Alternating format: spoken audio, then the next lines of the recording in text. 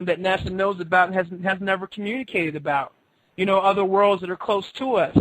So now, Sedona is a programming center. Okay. In fact, it's one of the only places where the government admits having an underground base. They admit it. There's an underground base there at Sedona? Huge. And, I'm sorry, but, if you've ever been to Sedona, the town is like a prop. It reminds me of like East Berlin when the Russians used to have all these beautiful buildings in East Berlin, but there was nothing behind it but these poles holding up facades, and there was nothing behind it.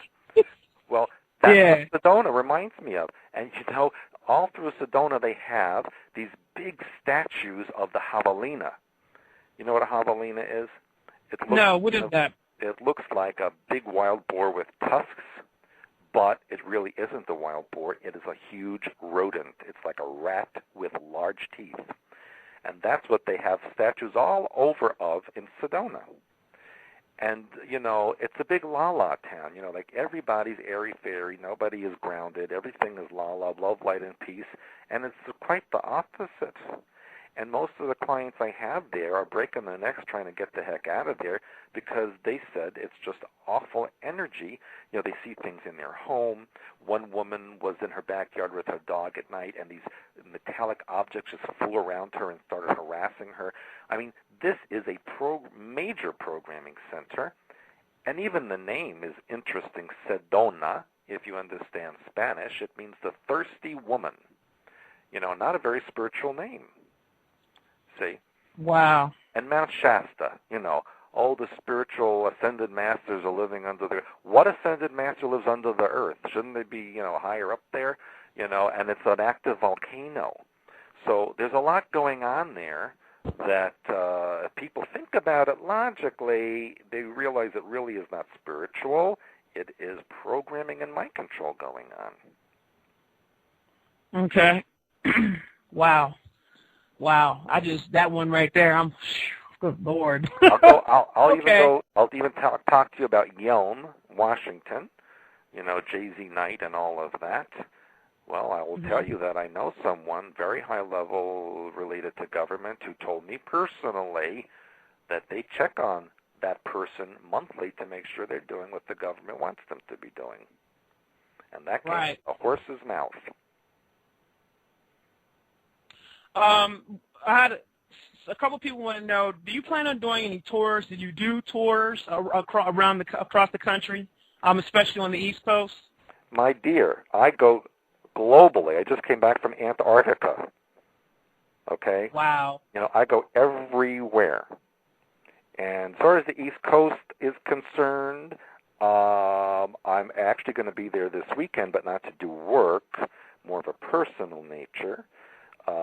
But anyone who wants me to come to an area simply has to email Stewart. Well, actually, email expansions@expansions.com, or go on my website and fill out Q&A. And of course, if everything is okay, I will come and do a seminar or lecture wherever you want me to. Okay, good. I was getting ready to say that's good to know. I'm definitely going to keep that in mind as well.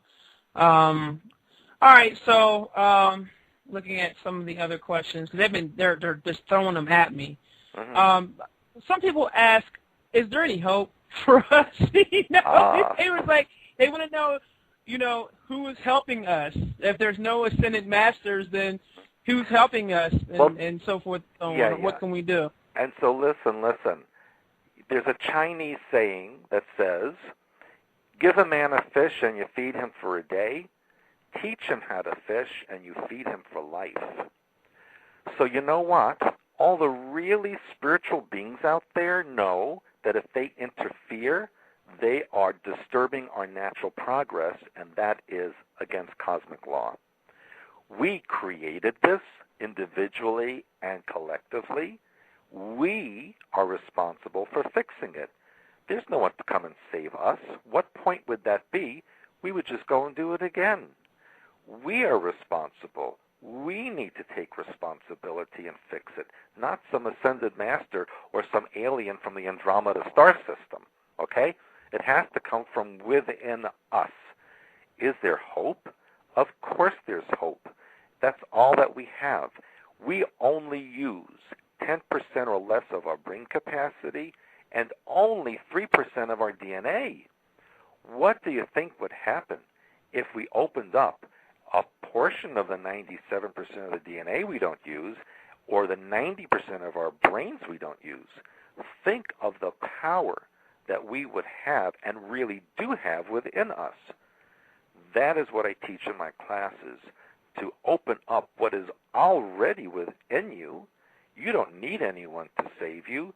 You save yourself and then teach other people how to do it. That's what I teach in my seminars, Isis. Be your own savior. Okay, that's correct. And someone says it's so difficult, and one of the things I'll say to that is it's only difficult because of the way that you've been trained. You've always been trained to look for something external of yourself. I was writing an essay, and I was asking people, what is the definition of govern, to be governed over? And I said, I think it's one of